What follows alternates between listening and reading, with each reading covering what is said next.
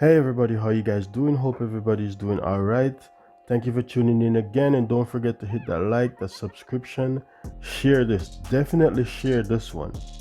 I came across this video today, and I know a lot of you have probably seen it already because it's making the rounds pretty fast. This brother, I think, eloquently expresses what most of us are thinking. I think this is America focused, but the thing is, this is a template that I'm sure we can take all over the world where black people are and apply this same strategy. Because we all know that wherever we live, we face the same issues. And I would like to warn us, please do not allow yourselves to be pacified by the media. Racism is an issue that's going to take a long time to fix. As long as the people who are racist are not willing to admit that they're racist and seek help, we're going to be dealing with this issue. Remember, folks, being a racist is like having a disease, and that is something that cannot be fixed overnight. And for all the people who have these racist tendencies, it is incumbent upon you to go and seek the necessary help so that we can have a better world moving forward for everybody, including you and your kids. And folks, I am warning you and I am begging you, do not allow yourselves to be pacified by the media. We understand how the media works, and I guarantee you they're going to be showing you all sorts of videos of people who claim they're not racist, of people who are protesting with you, but those people have not admit their mistakes. They have not sought help, and they need to.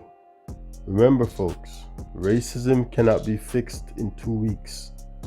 Racism cannot be fixed in 2 weeks. Racism cannot be fixed in 2 weeks. The people who were fighting in the 60s for the same issue that we're dealing with today are looking back and wondering, where did we go wrong? Think about it. 50 years from now, do you want to be looking back and say, where did we go wrong? All right, folks, here's Mr. Wilson. Listen and drop me a comment and let me know what you think. Unity or else. I'm Byron F. Wilson, founder of the Wilson Academy. The riots that have taken place all over the country and now all over the world are inevitable, and contrary to the opinions of some, the riots are both effective and necessary. The problem is, it's not a sustainable path to what we want. But then what next? What are we supposed to do? That's what this message is about, what we're going to do. Young people, my college students, my high school students, you're ready to act. You're ready to fight. But no one's listening to you. They just keep telling you to go home. But I hear you, and we have a plan. In order to find a solution, we must first understand why this is happening. The reason that officers of the law and private citizens acting as if they're officers of the law continue to murder us is because we can offer no consequence. For example, the reason you don't see Jewish people being murdered by police is because the Jewish community can provide economic consequences. They own things collectively. They're well invested in the media and the law, and they've built a strong community by focusing on exclusive internal growth and wealth building. But when members of the black community are murdered by white officers or vigilantes, we peacefully protest, focus on whatever election is upcoming, and ultimately, there are no convictions for the criminals. There's something that we missed about how the civil rights movement was effective. Protesting was just the beginning. It was to unify the people and bring attention to the issue. But the next step was always economic action, boycotting, investing in our communities. Then that economic action is what forced legislation. The reason our efforts continue to fail is because we first of all keep asking for change instead of forcing it. But secondly, because we keep skipping a critical step in the process. So what do we want? Well, in the short term, we demand justice. In the long term, we demand reform.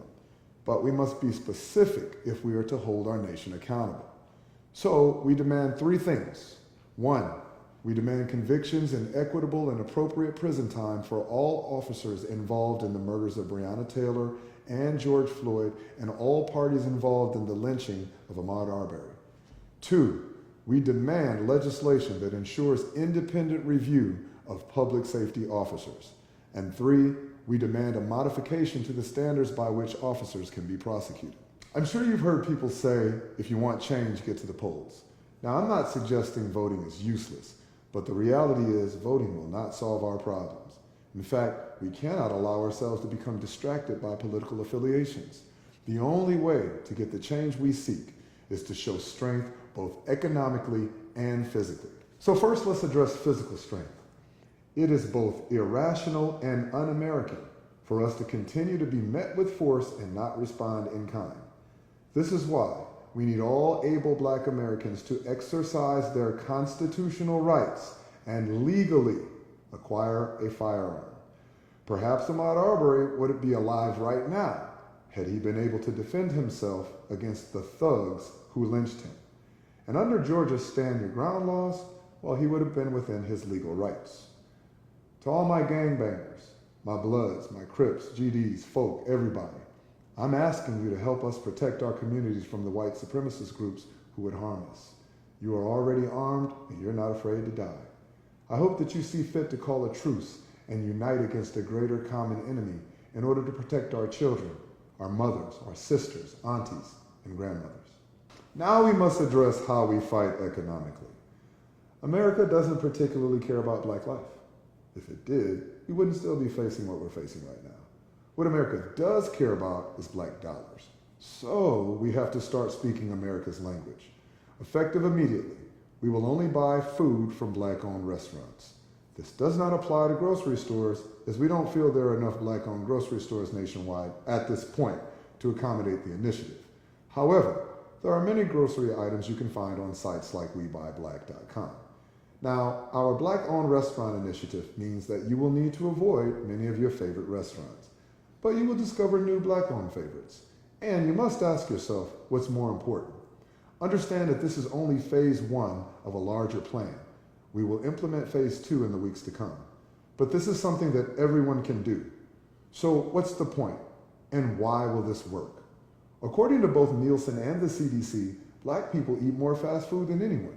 By diverting our billions of dollars, we will accomplish two things.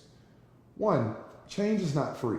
Supporting only Black restaurants keeps our money in our communities, money we can ultimately leverage to create the changes we all want to see. And two, it uses our money we're already spending anyway, to create powerful billionaire allies. These companies will do what is necessary to get our dollars back. And if that means helping us to meet our objectives, well, then that's what they'll do. There are a few important notes to make when concerning this plan. This is not a boycott.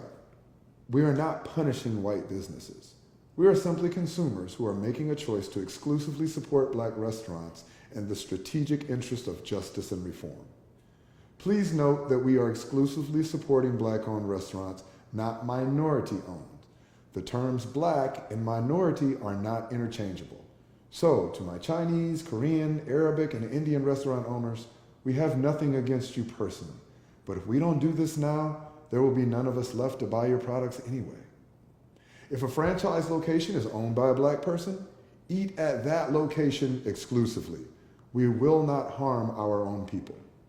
There are websites like eatblackowned.com that you can use to find Black-owned restaurants in your area. But I'm confident that once everyone learns of our initiative, they'll let you know how to find them. We will not support non-equitable services. We will support Black restaurants that offer the quality and service we deserve. And if we have a negative experience, we will not generalize and say, see, this is why I don't support Black businesses. We will simply express our concerns to the management, and if we so choose, we just won't go back to that particular restaurant, just as we would behave with a restaurant that isn't Black-owned. This is not a one-day event. Did you know that the famous Montgomery bus boycott lasted over a year? 381 days to be exact. It takes time and consistency to have impact, just as it took time and consistency to implement the racist constructs we are fighting.